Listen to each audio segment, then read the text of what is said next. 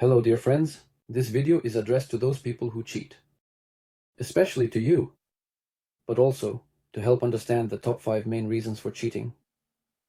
For those who are being cheated on, perhaps you are the reason for the cheating in your relationship or in your relationships.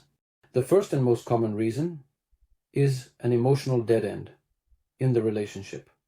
That is, when two people are unable to agree on how to meet each other's emotional needs, or they haven't talked to each other about it, or they don't even know what each other's emotional needs are, or how to fulfill them. They are not compatible physically, meaning they are not a good physical match for each other. For example, one partner has a high sex drive, while the other has a low sex drive. One partner has a strong desire to talk, communicate, and cuddle, while the other has little interest in these things. So the likelihood is that the partner with the higher needs, or if their emotional needs aren't being met, will start looking elsewhere. Most often he will look to the left. Why? In order to satisfy those unmet needs. That's why you need to pay close attention to needs to make sure they are being met in the relationship. Respect is also a need. If you look up lists of emotional needs, or better yet, ask your partner directly. If you don't meet them, this emotional dead end will eventually most often lead to infidelity or ultimately to a breakup. That's why you need to meet those needs. If you don't fulfill emotional needs, your partner's emotional closeness to you will decrease. Well, accordingly, why does he need you? The second reason why cheating happens, which is also one of the most common, is the feeling of excitement, the sense of interest, the feeling of novelty, of lightness, of being in love, those butterflies in your stomach. When you flutter along with the butterflies, that's when you really feel alive, full, saturated with life. Why is that? Because in your relationship, things are kind of dull. There's no passion, everything is routine, everything is already clear, everything has been explored. Well, who needs an explanation for that? That's why you go there. So what should you do? You need to bring that into your relationship. That's the first thing. Secondly, you need to reduce this emotional need. If your partner is more or less normal, if you're not in an emotional dead end, if you have mutual understanding with your partner, in other words, if you have a partnership-based love, but you have this sense of excitement, you want to look for something new. That's what needs to be toned down, because if your partner is a good one, this thing really gets in the way, and it's inside you. It's not about the relationship. It's not that there's something wrong with your partner. She's too calm or he's too predictable. Everything is clear, already familiar. Every evening is the same. Every weekend is the same. It's that you have an itch you can't scratch, and it's pushing you somewhere.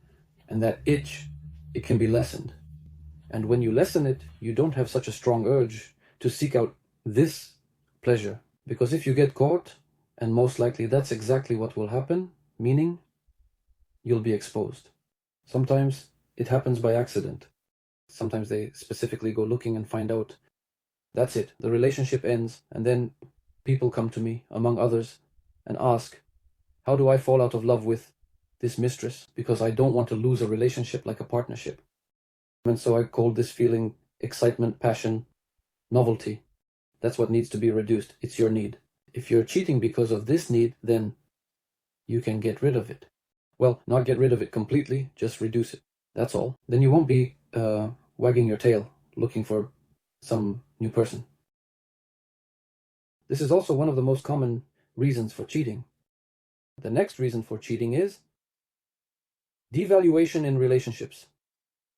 Devaluation in the current relationship, or devaluation in some past relationships, or devaluation in parent-child relationships. In short, somewhere along the way, your self-esteem was broken, bent out of shape, twisted, and now, in this damaged state, you go looking for another person who will admire you, be amazed by you, tell you that you're a god, that you're just incredible. And that's it, you get hooked. This is what it means to have low self-esteem. What should you do? You need to restore your self-esteem. Don't chase after external things or try to boost it with outward attributes. But instead, take that broken part inside and fix it. It needs to be straightened out so that your inner core appears, which in fact you already have. It's just been twisted by your parents or by some of your partners. Well, most often you need to look at your parents. But if your parents who didn't break it, then you have school. You have other sources that can lower your self-esteem. I think, for now, 3 reasons for infidelity are enough. It's very common. Look for it in yourself. Then look for it in your partner. All of this can be resolved. I have a course on working through infidelity. There, even partners who cheat can also reduce their reasons for infidelity. It's actually not that difficult. It just seems to you that it's impossible to get rid of this. No.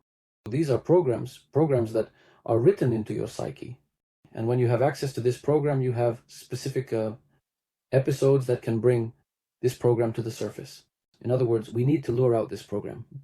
And there are procedures that can reduce it, lessen its effect, so that it moves from a reactive phase to, well, let's say, a controlled one. For example, if you compare a person with a need for passion at a level 10, what will he do? He will look for it everywhere. Will you be able to control this person? You, as a partner? No. If you suddenly encounter someone like that, can he control himself? Also no, he can't. He's always bored, he always needs some kind of novelty, but it can be reduced to a manageable level. Say down to a 4 on a scale from 0 to 10, and that's it. That's all. And then he can channel his passion through you, meaning he can add some passionate moments, do something new with you. For him already, for your partner, for him or her. And it's not necessarily that all men are after novelty. No, women can be like that too. Like, the partner is good, reliable, everything is fine with him, but you want some life, you want a spark, you want that pull, that sense of flight. It's something within you. It's not that your partner is dull, it's that you have an itch. That's why you need to lower it to a rating of 4. Lower it from 10. Like, yes, it would be nice, but I'm fine as it is. That's it. So observe yourself and your partners. It's not always necessary to break up after infidelity. That can be fixed too. That could be a topic for another video. In what cases is it okay to break up? It is even necessary and needed right now. And in what cases shouldn't you? You shouldn't.